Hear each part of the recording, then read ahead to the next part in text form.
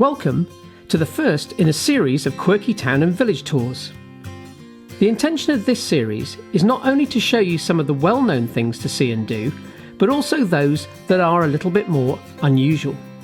So, to Church Stretton, twinned with beauty and bottled water.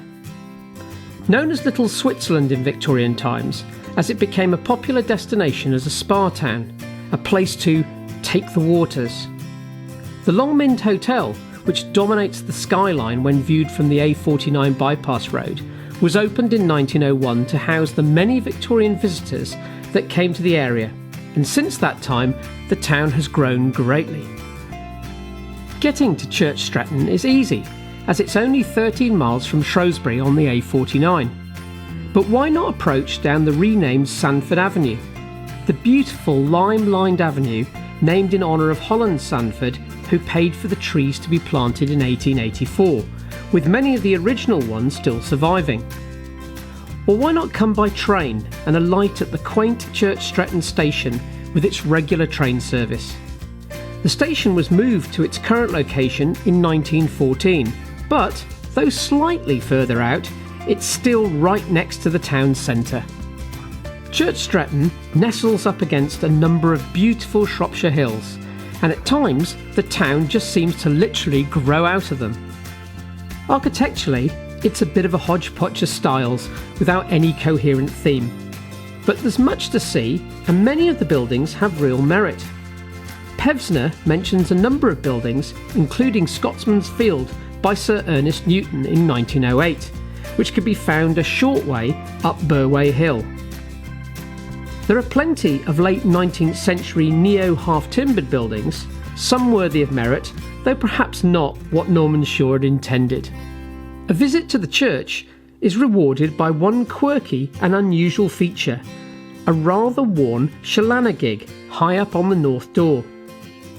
If you're not too easily shocked, you can still see this carving of a naked woman with enlarged female genitalia. This is probably missed rather than ignored by those that visit the church. The church has its own graveyard, but venture further down Church Street to another fascinating graveyard with a number of Commonwealth war graves. What is of particular interest is a gravestone with an anchor embedded in it, a memorial to Leopold Turner, a 23-year-old who lost his life on the Titanic.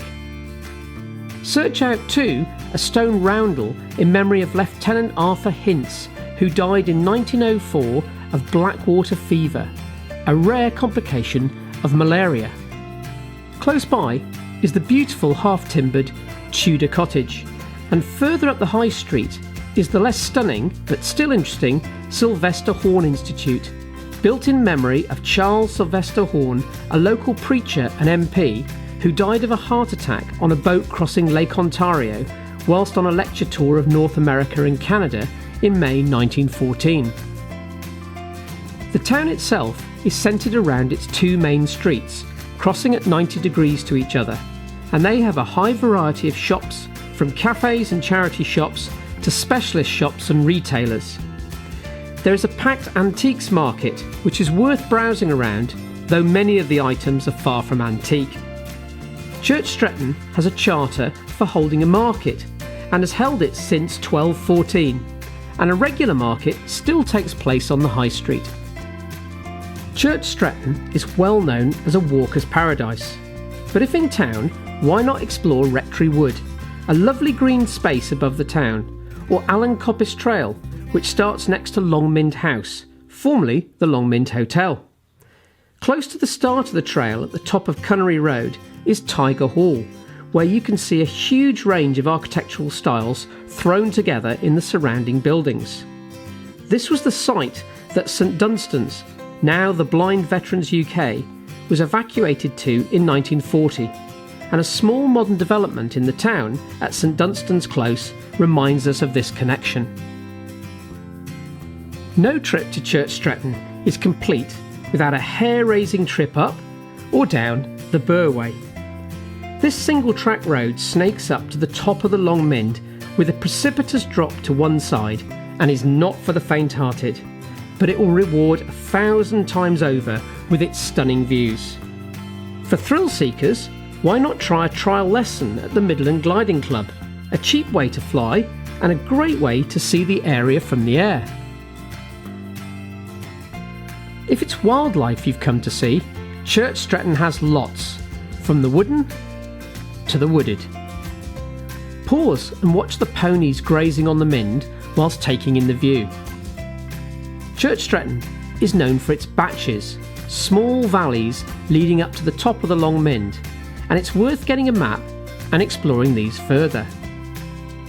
Carding Mill Valley is the most well known of these, but it does get very busy. Right at the top of Carding Mill Valley, beyond the Visitor Centre, is a car park over a ford, which used to be an open-air swimming pool. Undoubtedly one of the most picturesque in the UK. But now, all that remains is the sign to warn one of the 3-foot depth of water that no longer exists.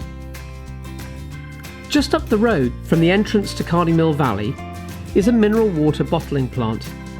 Take time to read the plaque that proclaims, "This is one of the purest waters which has ever come under my notice, or of which I have seen any record." Sadly, the public tap is currently not available for use. Church Stretton is sandwiched between All Stretton and Little Stretton. The story goes that when King James I passed through the area, by the time he'd made it through Little Stretton and Church Stretton, he described the area as being All Stretton. There is of course little truth in this. One quirky fact is that the road from the centre of Church Stretton to Little Stretton has been renumbered the B5477, as can be seen by the amended road signs, though a few signs still have the old number B4370 on them. This new number is not compliant with the Great Britain road numbering scheme and is already allocated to a road in the Wirral. Little Stretton is a pretty village, popular for the lovely small batch campsite located just over a ford. There are a number of pretty buildings in the village, including the delightful Brookside Cottage. Have a look too at the Tan House, which Pevsner describes as flamboyantly restored and enriched by Derwent wood, as well as the Manor House and a collection of buildings around it.